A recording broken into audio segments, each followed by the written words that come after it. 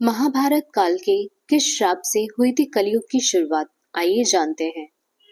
जब युधिष्ठिर अपना सारा राजपाट अभिमन्यु के पुत्र परीक्षित को सौंपकर अपने सभी भाइयों और द्रौपदी के साथ हिमालय की ओर निकल गए थे, उसके बाद एक दिन धर्म, जिन्होंने बैल का रूप धारण किया था, वो गाय के रूप धारण किए हुए पृथ्वी माता से सरस्वती नदी के तट पर मिले।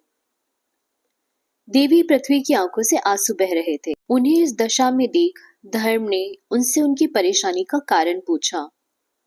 देवी पृथ्वी ने कहा, हे धर्म, तुम तो सब जानते हो, फिर भी मुझसे मेरे दुख का कारण पूछ रहे हो।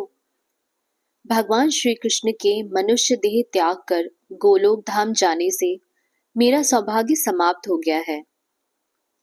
पहले जब श्री कृष्ण के चरण मुझ पर पड़ते थे तो मैं स्वयं को सौभाग्यशाली मानती थी, पर उनके जाने के कारण कलयुग ने मुझ पर आधिपत्य जमाना शुरू कर दिया है।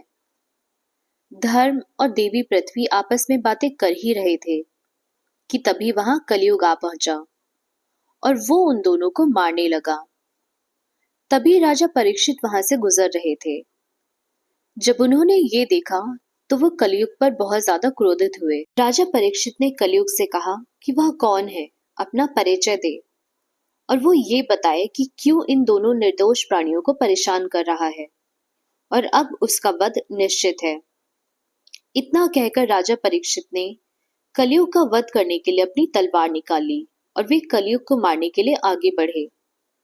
उनका क्रोध देख कलयुग बहुत ज्यादा भयभीत हो गया और अपने प्राण बचाने के लिए वो राजा परीक्षित के चरणों में गिर पड़ा और उनसे क्षमा याचना करने लगा। राजा परीक्षित ने अपनी शरण में आए कलयुग का वध करना उचित नहीं समझा।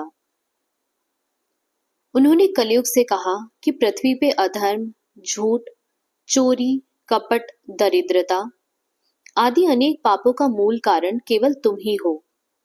इसलिए अभी मेरे राज्य से निकल जाओ और लौटकर यहाँ मत आना।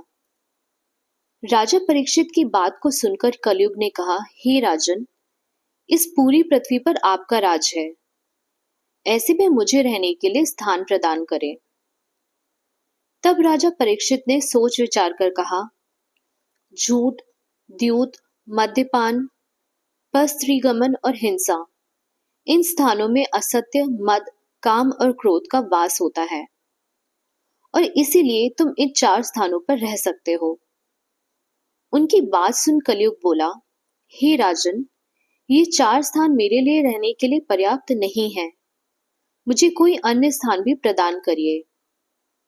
तब राजा परीक्षित ने स्वर्ण के रूप में उसे 5वां स्थान दे दिया। स्वर्ण रूपी स्थान मिलने के बाद कलयुग राजा परीक्षित के स्वर्ण मुकुट में अदृश्य रूप में वास करने लगा। एक बार राजा परीक्षित शिकार करने वन में गए। वहां उन्होंने ऋषि शमी को ध्यान में लीन देखा।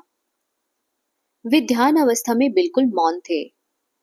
राजा परीक्षित को बहुत ज्यादा प्यास लगी थी तो उन्होंने पानी के लिए अनेक बार ऋषि शमी को ध्यान से जगाने का प्रयास किया, लेकिन वे अपने ध्यान से बाहर नहीं आए। कहते हैं कि मुकुट पर कलयुग के वास करते ही राजा परीक्षित की बुद्धि ने कार्य करना बंद कर दिया था और उसी प्रभाव से राजा को क्रोध आ गया और उन्होंने एक मरा हुआ सांप तीर से उठाकर ऋषि शमी के गले में डाल दिया। जब ये बात ऋषि शमी के पुत्र श्रृंग ऋषि को पता चली तो उन्होंने राजा परीक्षित को श्राप दिया कि अगले 7 दिनों के भीतर यही मरा हुआ सांप जीवित होकर राजा की मृत्यु का कारण बनेगा। ठीक 7 दिन बाद श्रृंगी ऋषि द्वारा राजा परीक्षित को दिया हुआ श्राप फलीभूत हुआ और तक्षक नाग ने राजा परीक्षित को डस लिया और जिससे उनकी मृत्यु हो गई। कहते हैं कि राजा परीक्षित की मृत्यु के बाद कलयुग का आगमन हुआ। कलयुग आगमन की इस कथा का वर्णन महाभारत के आदि पर्व में मिलता है। अगर आपको ये जानकारी अच्छी लगी हो तो प्लीज वीडियो को लाइक करें और मेरे चैनल को सब्सक्राइब करें। Thank you for watching.